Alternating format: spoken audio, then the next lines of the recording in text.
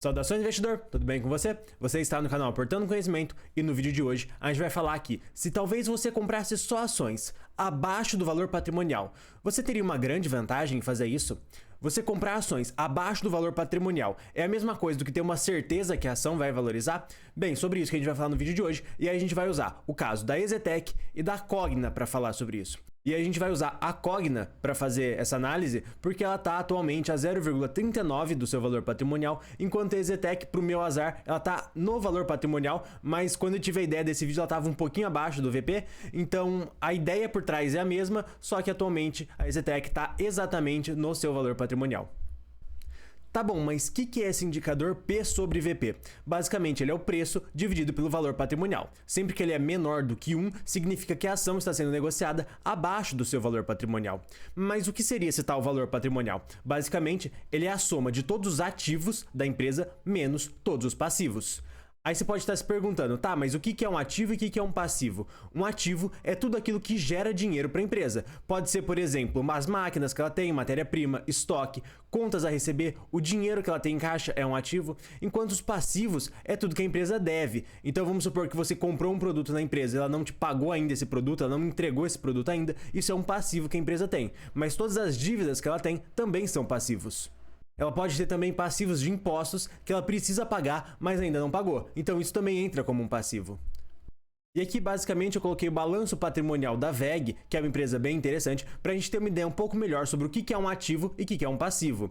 Deixa eu só pegar aqui o cursor, pronto. Essa disponibilidade que ela tem aqui, basicamente é o dinheiro em caixa que a empresa tem. Essa contas a receber são de clientes que fizeram a compra de algum produto e ainda não pagaram, então entra como contas a receber, como um ativo. Ela tem estoques, ela tem outros ativos circulantes. Eu esqueci de comentar, mas basicamente a diferença entre ativo circulante e ativo não circulante é que o ativo circulante ele pode ser transformado em dinheiro em até 12 meses. E o ativo não circulante, ele não pode ser transformado em dinheiro até 12 meses, ou pelo menos a empresa não tem ideia disso. Então, por exemplo, uma máquina que ela tem, ela entra como ativo não circulante porque ela não quer vender essa máquina. Enquanto o dinheiro que ela tem em caixa, ela pode utilizar para alguma coisa, então ele entra como ativo circulante.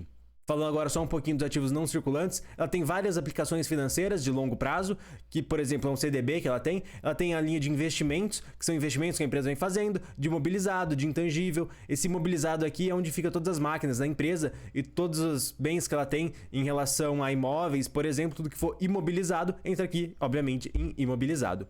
E aqui a gente pode ver também os passivos que a empresa tem. Então ela tem obrigações trabalhistas e sociais para pagar, ela tem contas com fornecedores, ela tem impostos que ela precisa pagar e ainda não pagou, ela tem financiamentos, ela tem dívida, ela tem várias coisas que ela precisa pagar e ainda não pagou. E aí tudo isso entra como passivo.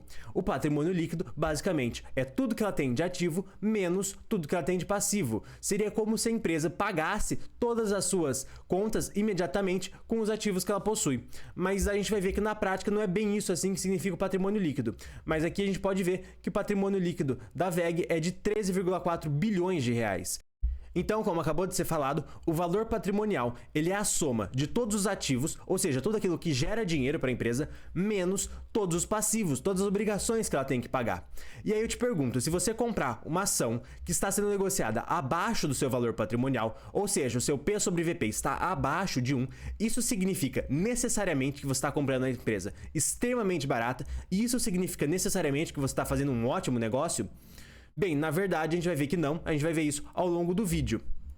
Mas antes de tudo, eu vou pedir que se você for novo aqui no canal e estiver gostando desse vídeo, que você se inscreva no canal para ficar por dentro dos próximos vídeos. E se você já for inscrito do canal, eu vou pedir para você deixar o like para ajudar na divulgação.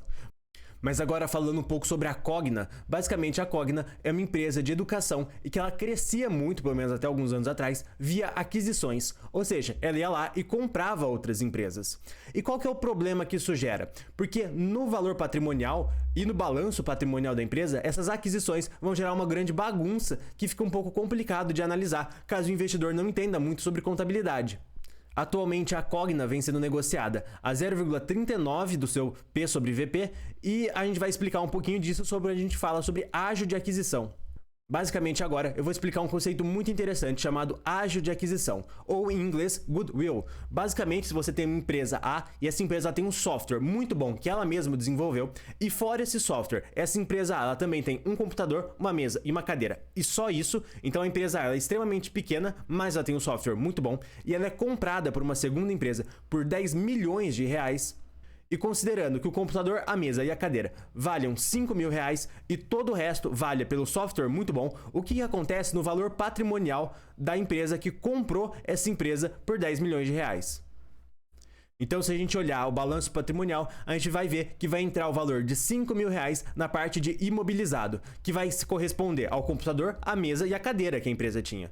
Mas vai entrar um valor de 9 milhões 995 mil reais na parte de intangível, porque esse intangível é um ágio de aquisição, é um a mais que a empresa pagou sobre o valor patrimonial da empresa A para ter acesso a tudo que a empresa A tem, no caso, ao software.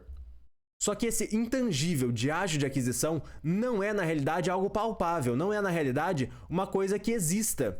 Simplesmente é um ajuste da contabilidade para que o valor patrimonial da empresa se mantenha igual. Então, se você tinha a empresa B, que tinha 10 milhões em caixa, e ela compra a empresa A, que vale 10 milhões, no valor patrimonial da empresa B, isso tem que constar 10 milhões em algum lugar. Então, na verdade, esse ágio de aquisição não necessariamente tem que ser levado em consideração quando você vai analisar o valor patrimonial de uma empresa. Mas na contabilidade, ele é sim levado em consideração. Então, na verdade, quando o investidor está analisando o valor patrimonial da empresa, ele pode só desconsiderar esse ágio de aquisição, ou também o goodwill quando for uma empresa internacional.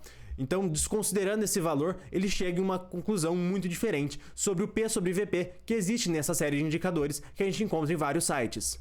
Então, só resumindo o que eu acabei de falar, o ágio de aquisição, ele na verdade é um ajuste contábil, um ajuste da contabilidade que existe no valor patrimonial das empresas que fazem a aquisição de outras empresas e o investidor pode simplesmente desconsiderar que esse valor exista. Então, quando a gente for analisar o valor patrimonial de uma empresa, você não pode levar em consideração esse ágio de aquisição que ela proporcionou. E se você discordar de alguma coisa que eu falei aqui, é só deixar nos comentários, ou se tiver alguma dúvida que eu respondo também. Mas voltando ao vídeo, quando a gente fala de Cogna, por que ela tá tão barata em relação ao seu valor patrimonial? Olha aqui, essa última linha, ela tem...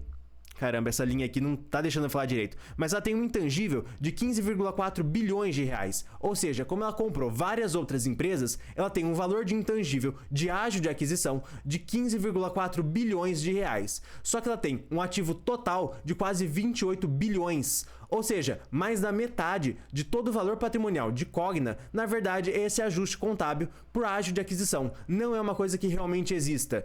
Então, na verdade, quando você compra a Cogna por esse P sobre VP que está sendo negociado na Bolsa de Valores, você não está levando nenhuma vantagem, porque boa parte desse VP basicamente é ágio de aquisição. E isso explica ela sendo negociada a um P sobre VP tão baixo assim. Mas agora a gente vai falar sobre a EZTEC e a gente vai ver que o que acontece com a EZTEC é completamente diferente do que acontece com Cogna, porque a Cogna é uma empresa de educação que fez muitas aquisições, enquanto a EZTEC é uma construtora que historicamente fez muito poucas aquisições de outras empresas. É uma ou outra e quando faz são empresas extremamente pequenas, não são empresas tão grandes do tamanho dela a ponto de gerar um gigantesco ágio de aquisição. Então, quando a gente analisa o valor patrimonial da EZTEC, a gente vê algo muito diferente do que tinha na Cogna. A Cogna tinha mais de metade do seu valor patrimonial intangível. Aqui o caso da EZTEC é muito diferente. Na EZTEC, a maior parte dos seus recursos estão em dinheiro, em espécie, ou seja, em um CDB que ela tem, alguma aplicação financeira, e também imóveis e terrenos que ela pretende construir em breve. Ou seja, não tem uma grande quantidade de intangíveis no valor da EZTEC, e com isso eles podem simplesmente ser desconsiderados que existem. Então é um valor completamente irrisório que você pode só ignorar que ele exista e falar que ela tem mesmo 5,3 bi de ativos e segue o jogo. Ao contrário do que você não pode fazer com a Cogna, que você tem que desconsiderar os 15 bilhões que ela tem de intangível para chegar num valor patrimonial um pouco mais coerente com a realidade.